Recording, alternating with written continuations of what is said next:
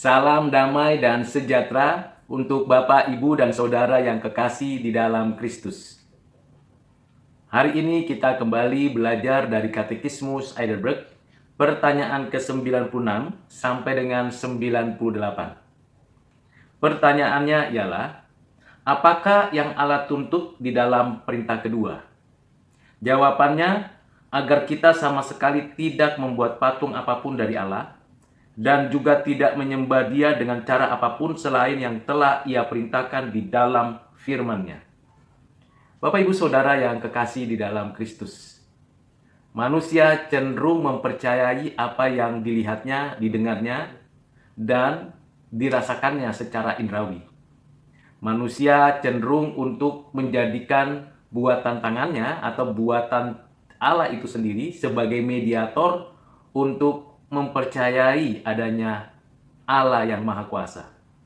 Namun kita tahu justru kecenderungan itu menjadikan manusia berpusat pada apa yang dibuatnya, yang dilukiskannya, yang disediakannya di hadapannya.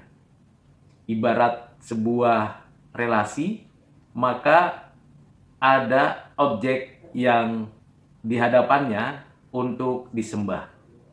Itulah kecenderungan hati manusia yang belum mengenal Allah yang sejati, yang masih ada di dalam kegelapan, yang hidupnya selalu bertentangan dengan kehendak Allah. Kita menyembah Allah di dalam roh dan kebenaran. Kita tidak boleh menggunakan mediator apapun dan siapapun untuk menyembah Allah, kecuali Allah itu sendiri yang menyatakan dirinya. Dan kita tahu bahwa ada upacara atau acara keagamaan yang kita ikuti, yang kita terima menjadi tradisi dari kepercayaan kita, sehingga kita ada di dalam suatu konteks ibadah, konteks penyembahan, lalu kemudian ada sarana atau media yang dipakai untuk memuji, memuliakan Allah. Itulah berhala. Itulah hal yang dilarang Tuhan. Kita di dalam konteks kekinian menyembah Allah dan memanggilnya Bapa di surga hanya melalui satu-satunya mediator, yaitu Tuhan Yesus Kristus, Anak-Nya yang tunggal. Mengapa hanya Dia yang diperkenan menjadi mediator? Karena Dia telah menebus kita dengan nyawanya, dengan darahnya. Karena memang melalui Dialah Allah menciptakan segala sesuatu dari tidak ada menjadi ada. Dan melalui Dialah kita tahu bahwa Roh Kudus berkarya menyatakan apa yang Allah nyatakan melalui firman-Nya. Dengan demikian, kita tidak perlu dan tidak akan lagi memiliki mediator atau mediasi apapun dalam menyembah, memuji, memuliakan Allah. Kita langsung memanggil, menyebut, dan memuliakan Allah melalui Anak-Nya Tuhan Yesus Kristus. Karena tanpa adanya mediator, perantara satu-satunya itu, kita bukan sedang menyembah Allah yang sejati. Sebaliknya, kalau kita menggunakan mediator yang lain, entah itu orang-orang kudus, entah itu malaikat, entah itu buatan manusia atau buatan Allah, tetaplah itu adalah penyembahan berhala. Karena itu, Bapak, Ibu, dan Saudara yang kekasih di dalam Kristus, perintah kedua ini sungguh menjadi sarana kita untuk mengintrospeksi diri. Apakah selama ini kita benar-benar menyembah Allah di dalam dan melalui Anak-Nya yang tunggal, Tuhan Yesus Kristus? Atau kita menyembah, memuliakan Allah melalui manusia, melalui patung, melalui gambar-gambar atau lukisan-lukisan, atau apapun. Tentulah kita harus bertobat dan meninggalkan berhala seperti itu. Dan ketika kita memuji, memuliakan Allah di dalam dan melalui Yesus Kristus, Kita harus tahu, kita mesti sadar bahwa semuanya itu karena Tuhan menarik kita, mengaruniakan kita, berbelas kasihan kepada kita sehingga kita diperkenannya, dan Roh Kudus akan membimbing, mengarahkan, memimpin kita untuk sungguh-sungguh hanya memuji, memuliakan Allah dengan hati yang tetap gentar dan penuh takut akan Dia. Dengan demikian, kita sungguh mengikuti apa yang Tuhan kehendaki. Ingatlah bahwa kita adalah ciptaan yang terbatas, bahkan sudah berdosa, dan Allah yang kita sedang sembah, Allah yang dimana Ia menyatakan keberadaannya adalah Allah yang Maha Kudus. Mengenal kemahakudusan Allah menjadikan kita sadar bahwa kita tidak pantas, tidak layak, patut dihukum. Namun saat yang sama, kita bersyukur karena Allah beranugerah, berbelas kasihan, membenarkan kita karena Kristus. Ini yang disebut dengan paradoks di dalam ibadah. Ketika kita menjumpai, bertemu, berhadap-hadapan dengan Allah, kita tidak layak. Dan ketika kita sungguh-sungguh dengan kerinduan menyembah, memuji Tuhan dalam seluruh aspek kehidupan kita, karena kita sadar Allah ada di sana, Allah selalu ada, kita sedang berhadapan dengan Allah yang hidup, Coram Deo, berarti kita harus menjaga hidup yang kudus.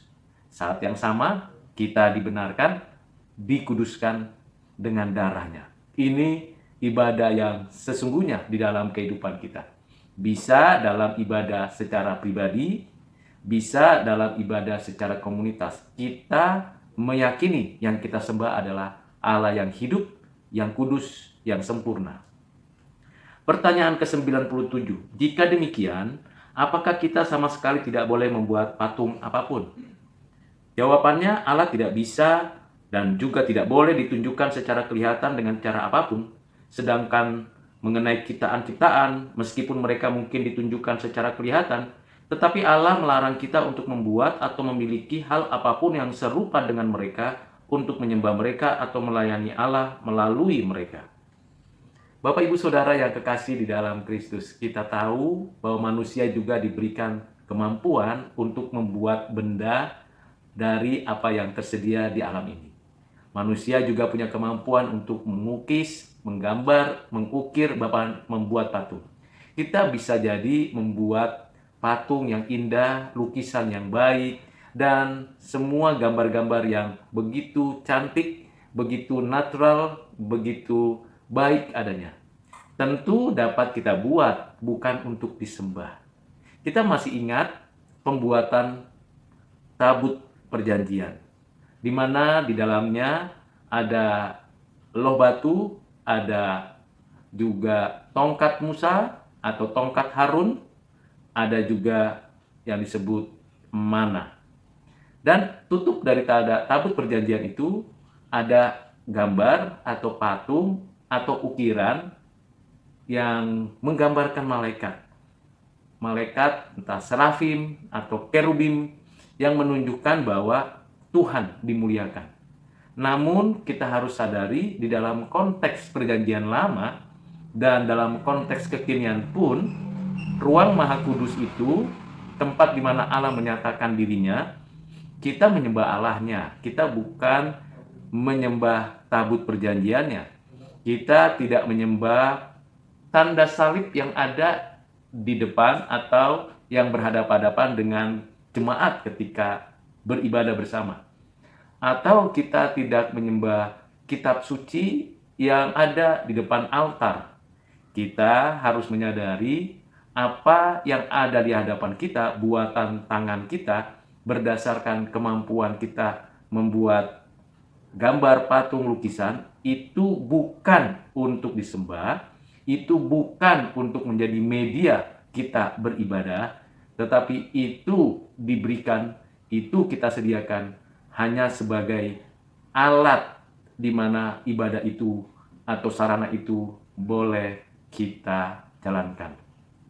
Jadi kita harus memilah dan memilih hal mana yang tidak boleh dan hal mana yang diperkenan Tuhan dalam penyembahan, dalam ibadah, dalam kehidupan kita sehari-hari. Karena itu, Bapak Ibu Saudara, marilah kita terus-menerus meningkatkan kewaspadaan dan sekaligus meningkatkan pengetahuan kita mengenai keberadaan Allah melalui firman-Nya. Dan Tuhan tidak menghendaki kita melayani Dia, menyembah Dia melalui apapun. Kita langsung karena Tuhan menghendakinya demikian. Pertanyaan ke-98. Tetapi tidak bisakah patung-patung ditoleransi di dalam gereja-gereja sebagai buku-buku untuk jemaat awam? Tidak, karena kita tidak boleh merasa lebih berhikmat daripada Allah, yang tidak mau umatnya diajar dengan patung-patung yang bisu, melainkan dengan pemberitaan yang hidup dari firman-Nya. Ya, benar. Bisa kita saksikan sekarang, entah di gereja kita, entah di gereja orang lain, kita lihat ada banyak lukisan, ada banyak patung, ada banyak simbol salib. Itu adalah kesenian. Kita tidak alergi dengan kesenian itu.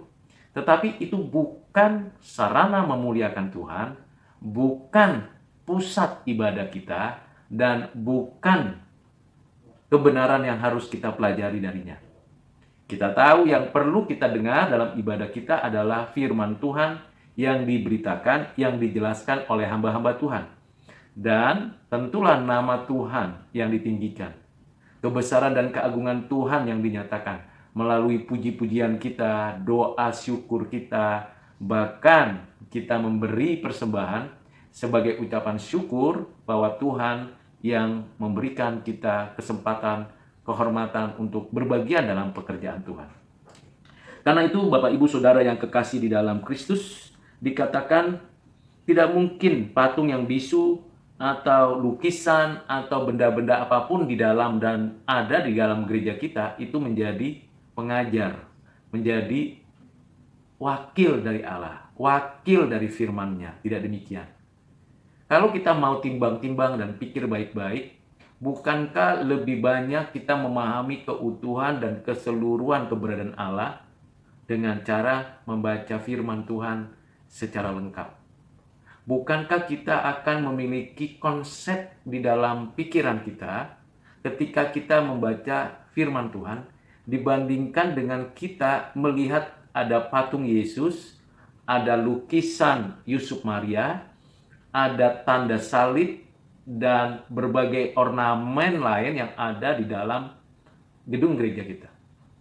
Apa yang kita dapat memahaminya secara utuh? Tidak mungkin visualisasi dari apa yang ada di dalam firman itu terreduksi dengan nyata dari buatan tangan manusia. Dan kita harus kembali menyadari bahwa Allah itu roh adanya, maha hadir. Patung, salib yang kita buat, gambar dan lukisan Yesus, atau apapun, itu tidak pernah dan tidak akan pernah maha hadir. Dia ada di sana. Dan kalau di gereja kita, di dalam ibadah kita, dalam keseharian kita, mereduksi keberadaan Allah dengan cara kita mengimajinasikannya dan menjadikannya sebuah lukisan, gambar, simbol, atau apapun, itu menjadikan kita orang-orang yang sedang menyembah berhala. Kita seharusnya sadar betul bahwa Tuhan Allah adalah roh adanya, maha hadir. Kita tidak perlu membatasi kapan dan di mana kita beribadah kepadanya. Kita tidak perlu membatasi cara-cara untuk kita beribadah kepadanya. Namun, kita perlu tertib, perlu disiplin, perlu keteraturan. Mengapa? Karena Tuhan menciptakan keteraturan. Dan kalau kita ibadah pun perlu keteraturan. Bukan berbicara keteraturan waktu, tempat, tetapi keteraturan keseluruhan ibadah. Perlu adanya ketentuan-ketentuan yang diperkenan Tuhan. Seperti yang sudah diajarkan Tuhan di dalam Alkitab.